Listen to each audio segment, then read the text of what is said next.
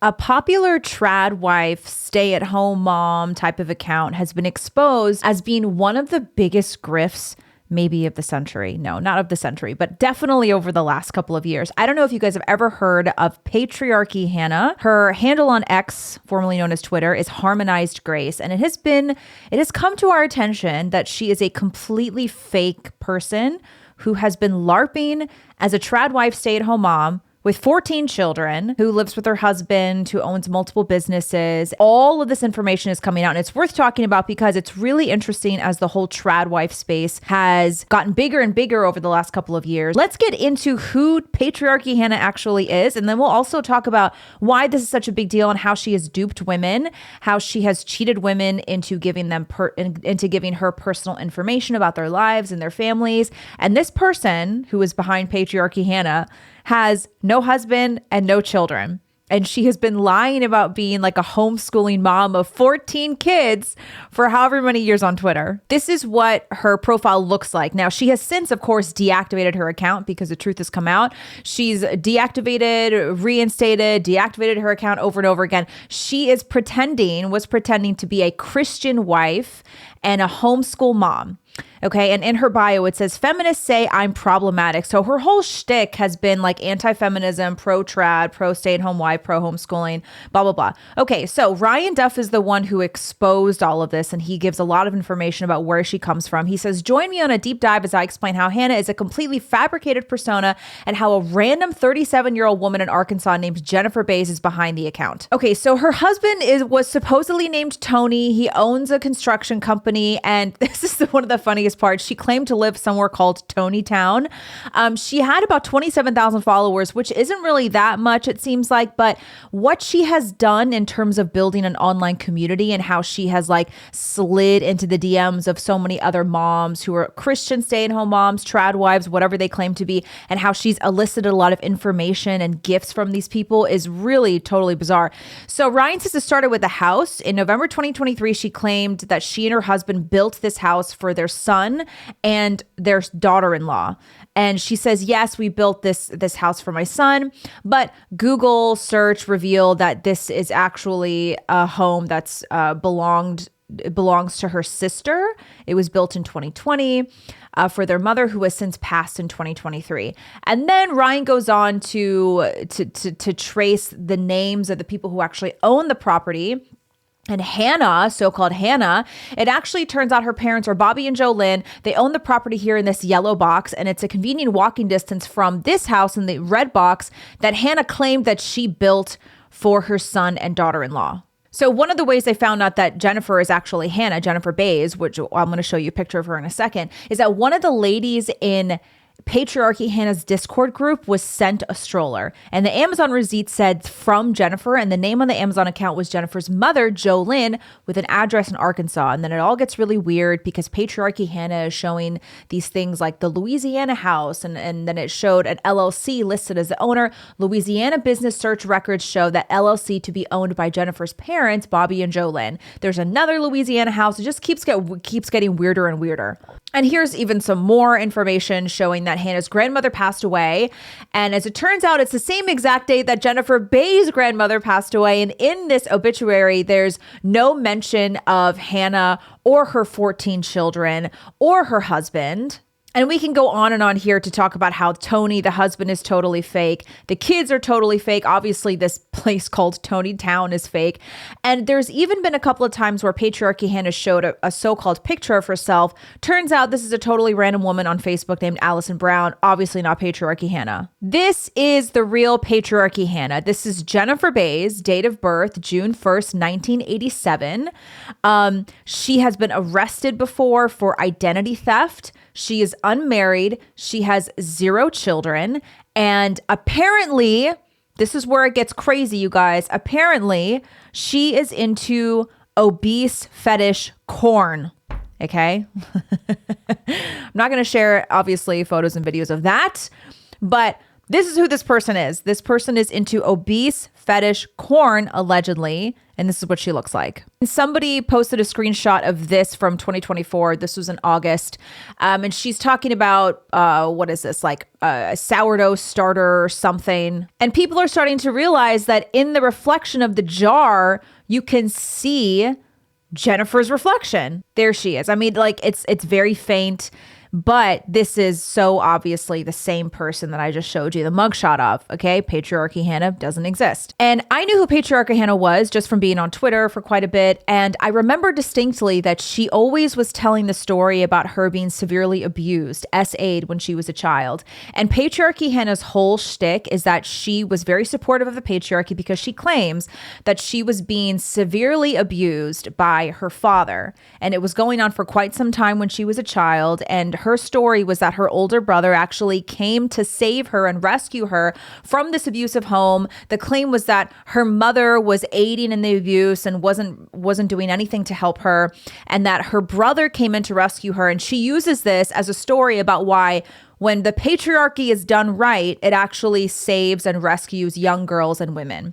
That was her whole claim. And there were even claims, I don't have screenshots of these tweets, but anybody who was on Twitter and who had kind of seen her interact with others, you probably remember, she even claimed that she was SA'd for so long during her childhood that she needed a hysterectomy when she got to a certain age. And that's the reason why she was never able to have children biologically. So she and her pretend husband, Tony, adopted 14 children.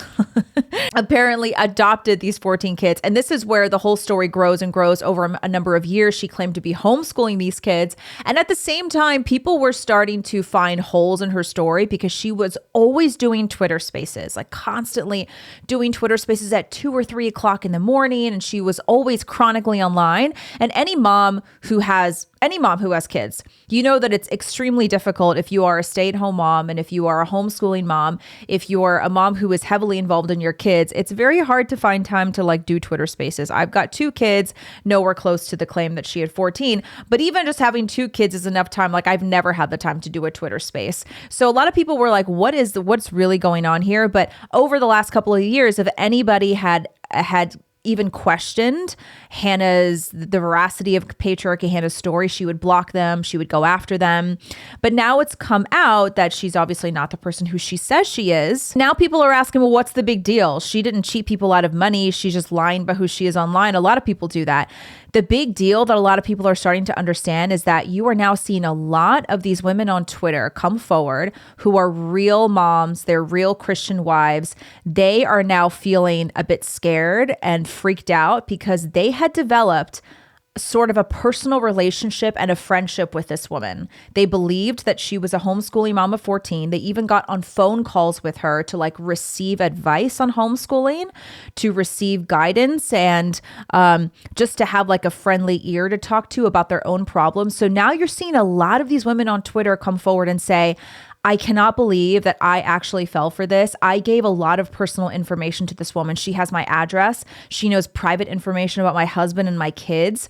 I've sent her gifts before. She has sent me things before. And I feel duped. I feel like a victim of identity theft, essentially. And apparently Patriarchy Hannah had this Discord community where I don't know how many women, we can say hundreds, we can be conservative and say maybe hundreds of women were in this group, and they were all talking with each other. They were giving each other advice on homeschooling and just being a stay-at-home mom.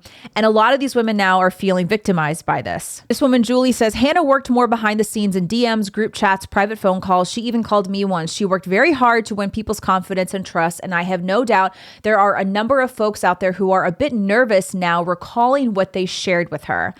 Small Town Wife says, it's absolutely crazy that there are dozens of people on here saying that they had talked to her on the phone. Not faulting anyone who shared stuff with her. I mean, it's so insane that she did all of that. Now, I'm not going to show you tweets of women who did give personal information to Patriarchy Hannah. You can find that online. I'm not going to I'm just not going to add insult to injury. Like they feel upset about it already. You can go on Twitter and find plenty of examples yourself. I will say this, Patriarchy Hannah tried to reach out to me, and I thought I always got kind of weird vibes from her. I just never, I'm always skeptical of people who use an avatar online, always. Now, I know that there are plenty of reasons to want anonymity to be available on Twitter. Some people are like, you should not be able to be anonymous. No, anonymity is fine. But for anyone who has like a large account who hides behind an avatar, I'm always a little bit skeptical of them unless I know who they are personally. So she reached out to me, I think last year, and she was like, I just want you to know you're doing such a great job talking about the birth control pill. I personally know women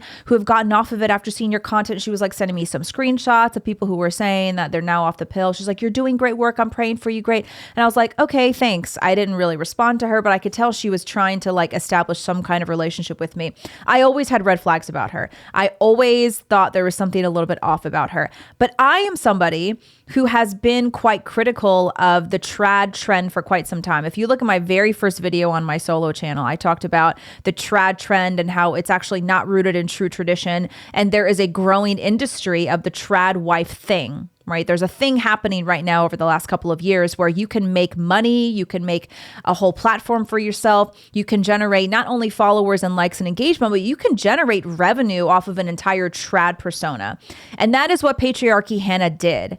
And so I've always been a little bit skeptical of the whole trad wife obsession. Number one, because as someone, I'm an Orthodox Christian wife and mom. A lot of this trad obsession is not, once again, not rooted in true tradition. And so anyone who goes online is obsessively talking about, I'm a trad wife, I'm so traditional. It's just so ironic to me because I'm like, if you're so traditional, why are you online? Why do you have such a big presence online if you're so traditional? And if you so think that the husband should be the only voice of the household, why are you even online in the first place? But I digress. We don't have to get into the whole trad trend right now. All that to say, I always found her to be a little bit off. So I feel bad for these women. I think it is sad that these women have allowed themselves to like surrender so much personal information to somebody. This is why I always say, you guys, everyone has to be careful about giving personal information online. I am a notoriously private person. I never put pictures of my kids online. I don't even tell random people my kids' names. Like, I like to keep information private, and I would highly encourage any woman who is online to take this as a warning. Always guard your private personal information. And I think one of the reasons that this has happened and so many women were duped and fooled by this con artist is because a lot of women right now are seeking community that's outside of the whole feminist liberal ideology. And now one of the reasons that we're seeing the trad trend grow larger and larger and become more popular is because there are a lot of stay-at-home moms who do feel isolated just due to the general suburban life. I've talked about this before on my channel, American culture and the way that it's set up towards families and mothers and young children. It can result in a lot of stay-at-home moms feeling isolated, especially if you don't have a robust community in person that you feel like you can be a part of and participate in every day with your kids. And so I think there are a lot of moms who are sorry, but chronically online and they don't have a strong community in person. They find other women to sort of latch onto in the online space. And I think Patriarchy Hannah was really good at taking advantage of that and going towards these women in their vulnerable times and pretending to be a friend and pretending to help. She even did phone calls with a lot of these people. She never FaceTimed, and that was a red flag for some people too, because if you're a real person and if you're being friendly and if you're trying to give some like actual advice, why wouldn't you even want to FaceTime with that person? So it's just a sad situation all around. And it is honestly one of the biggest dramas, I think, on X in the last few months, at least. Patriarchy Hannah was even sharing screenshots of her so-called conversations with her fake husband.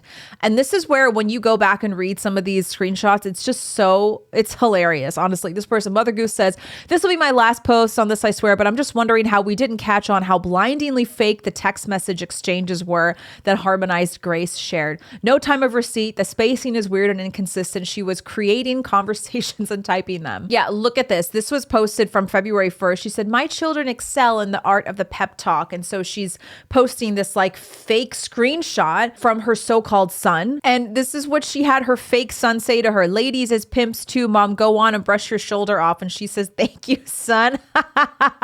And then this was a supposed text message exchange between her and her fake husband.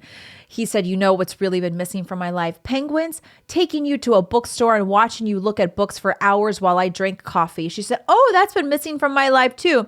He said, tomorrow lunch, then bookstore. I'll take a half day. She said, yes, please.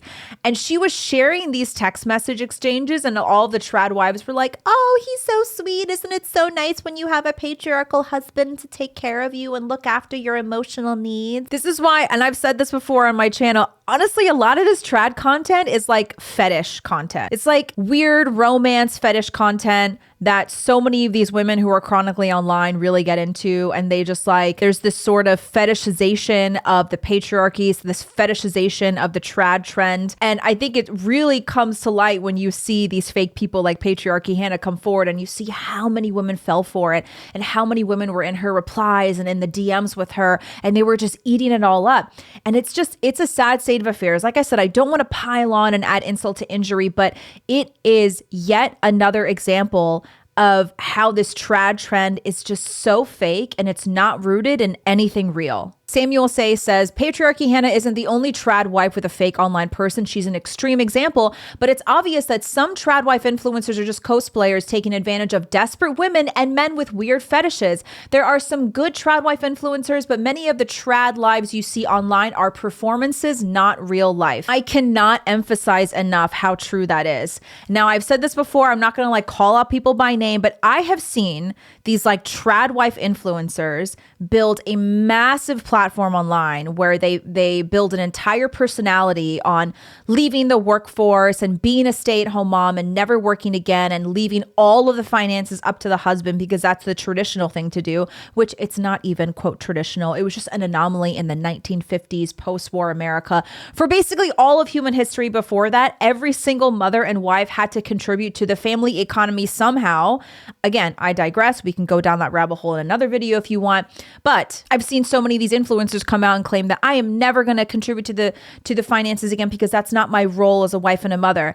And at the same time, you go on the link tree in their bio and they are selling ebooks. They're selling recipe books. They're selling courses. They're selling things, and they have their own small business, and they're selling you a lie that they are some stay-at-home mom who doesn't ever work and doesn't ever bring income into the family. For example, I saw this stay-at-home mom, trad wife, her whole platform is trad wife. She did some sort of interview on a podcast talking about how they only live on one income of like $35,000, whatever the salary of her husband was. And she's going on and on about how my care is exclusively on my children. I never worry about money. That's my husband's job. This is how traditionally marriages were. And I'm like, okay, let me just look into this woman's profile. She's got a massive platform. I look on her link tree. She's selling a ton of merch. She has a website that is like gorgeous and well put together. And she's selling all of these e-products and books and mugs and sweatshirts. And I'm like, look, it's okay if you want to do that. It's okay if you want to be a working mom. If you are a stay-at-home mom that has a side gig, you're still a working mom, that's okay. I don't know why we have to put on this fake persona and pretend like we're totally trad and we're never going to make money ever again because it's the wrong thing to do and only men are supposed to make money. Why are you lying?